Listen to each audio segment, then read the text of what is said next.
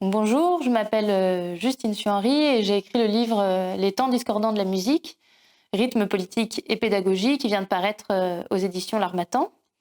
C'est un ouvrage qui est issu de ma thèse de doctorat que j'ai mené en parallèle de mon activité d'enseignante. Donc j'enseigne la flûte traversière, la formation musicale.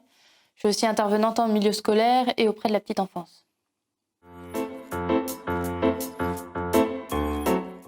C'est une réflexion qui part bien sûr de ma pratique d'enseignante, du souci de trouver des outils pédagogiques pour enseigner le plus justement possible, en s'adaptant le mieux possible à chaque élève. Et je me pose aussi la question de ce que je souhaite faire passer au-delà de la musique. Mais je cherche à couvrir un horizon bien plus large en me demandant comment vivre dans le monde actuel qui est le nôtre et dans lequel nous sommes pris.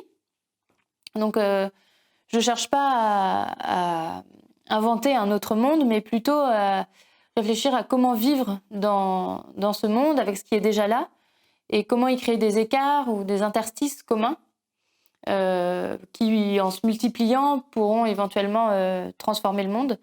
Donc, il y a vraiment une démarche politique aussi, d'une envie de révolution au sens d'une transformation de la société. Et l'enseignement de la musique est mon outil.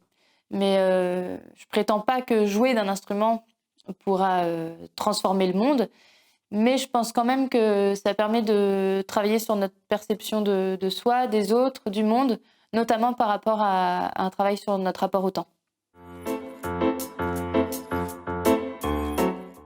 Le point de départ de tout ça, c'est un séjour de 6 mois au Venezuela, au sein de El Sistema. Donc c'est un programme à vocation sociale par la pratique de l'orchestre. Et j'ai vraiment été frappée là-bas par une organisation temporelle complètement différente. Il y a une très très grande souplesse dans l'organisation du temps qui influe complètement la pratique de la musique, mais aussi les musiciens, les relations entre les musiciens. Et du coup, à mon retour en France, c'est venu se confronter avec le fait que les rythmes propres à chacun sont, eux, très peu considérés dans notre société. Donc notre rapport au temps, notre manière d'être dans le temps, qui sont liés à la fois à nous-mêmes, mais aussi à des réalités extérieures. Parce que l'organisation temporelle actuelle, qui nous paraît absolument évidente, a été institutionnalisée et figée par le pouvoir, d'abord l'Église, puis l'État.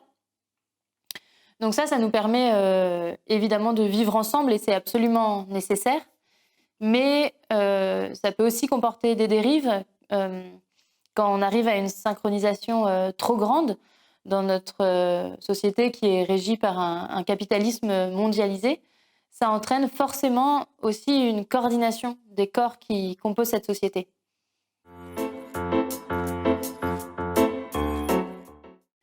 Je pense que la musique, si elle est considérée comme une pratique temporelle et relationnelle, peut vraiment être un outil pertinent pour creuser ces écarts dont je parlais.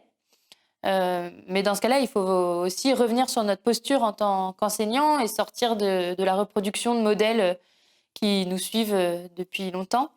Et peut-être plutôt imaginer un chemin pédagogique qui partirait d'un noyau qui serait les valeurs qu'on a envie de défendre.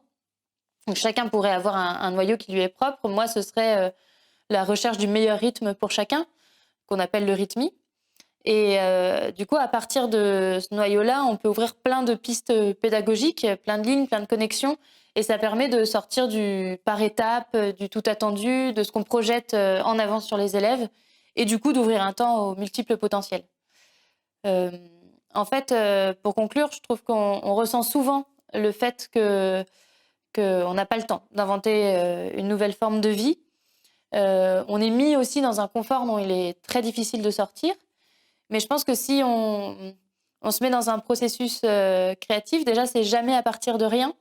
Et puis, ça permet de prendre confiance en nos propres capacités à réinventer à partir de ce qui existe déjà.